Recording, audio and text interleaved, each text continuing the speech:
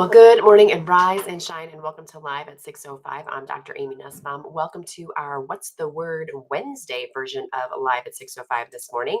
And today we are going to be talking about running the race. So Hebrews 12:1 through 3 says to us, "Therefore, since we are surrounded by so great a cloud of witnesses, let us also lay aside every weight and sin which clings so closely, and let us run with endurance the race that is set before us, looking to Jesus, the founder and perfecter of our faith, who for the joy that was set before him endured the cross, despising the shame, and is seated at the right hand of the throne of God. Consider him Consider him who endured from sinners such hostility against him, so that you may not grow weary or faint hearted." So in the first century, athletic games were a huge part of the culture. The readers of Hebrews would have immediately pictured the long distance race that would always happen. It's not a sprint, it would be a marathon. So very long distance race, something that would take quite a while to see all of the athletes complete. But the Christian life was being compared to this kind of race, one that it requires endurance, it requires training, and it requires focus to keep going. At the same time, believers face persecution and hardship. Some were tempted to give up, they were tempted to slow down, or to even walk away from the faith. Hebrews is written as a strong encouragement. Don't quit, just keep running. So, here are three practical things that we can all do every day to that we can take from this passage. First of all, it says, lay aside the weights. The author says to throw off everything that hinders us, and the sin that entangles us in our everyday life.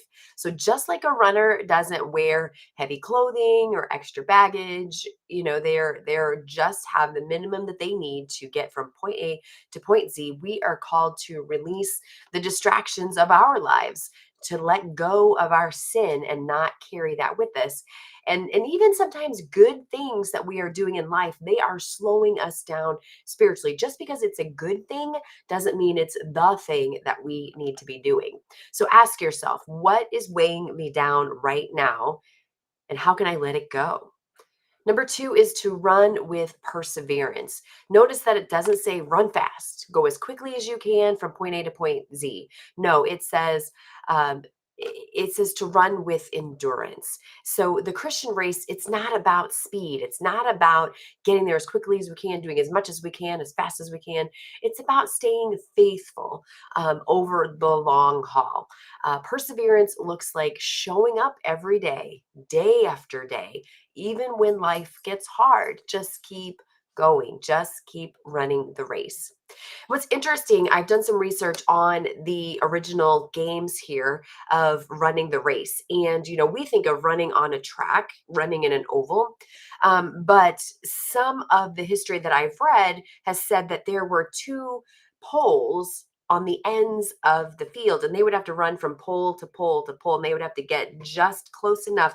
So if you didn't quite make it to that pole, you would be disqualified. So you had to keep your eyes on that pole to make sure that you made it exactly where you needed to go. And you didn't want to go too far, because then you would be running farther than you need to and you would lose time. So just like the athletes, while running this race, would need to keep their eyes on the pole so that they would know exactly where they needed to go, we need to fix our eyes on Jesus so that we know exactly where we need to go and what it is we need to do. He is kind of like the finishing line. Um, And he is truly the reason that we run. So Jesus endured the cross because of the joy set before him, and he didn't give up. When we feel weary, when we uh, feel just ready to give up, when life seems so hard, we need to look at him to give us strength to keep going. And he's the perfect example. He lived a life on earth, and we need to try and emulate what he did, um, the way his character was, what he did, what he didn't do. We can learn a lot of how we should live our Christian race here on earth. So maybe you're in a season that feels like you're just running straight uphill and it just, oh my goodness, you can't wait till you get to the top so you can start running downhill a little bit. Maybe you're tired. There's a lot right now going on in our world and in our lives. Um, Maybe you're carrying a lot or you've lost sight of why you started running in the first place. Hebrews reminds us to look to Jesus. He's already finished the race and now he runs with us. So he strengthens us to endure. So this week, I challenge you to ask yourself, what is one weight that you can lay aside so that you can run lighter in your faith journey? Maybe it's a sin. Maybe it's something that has been distracting you. Maybe it's a good thing, but it's time to let it go. It's been its season and we need to move on. And then number two, where do I need to practice perseverance instead of giving up? Where is it that Jesus is like, and God is like, you just need to keep moving. You need to keep going. So most importantly, take a moment today to refocus your eyes on Jesus. And remember, you don't run alone and you don't run in your own strength.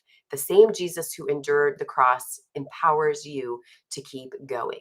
So I look forward to seeing you again tomorrow morning on our live at 6:05. But until then, remember, you are made for more. So go light up this world with your purpose and with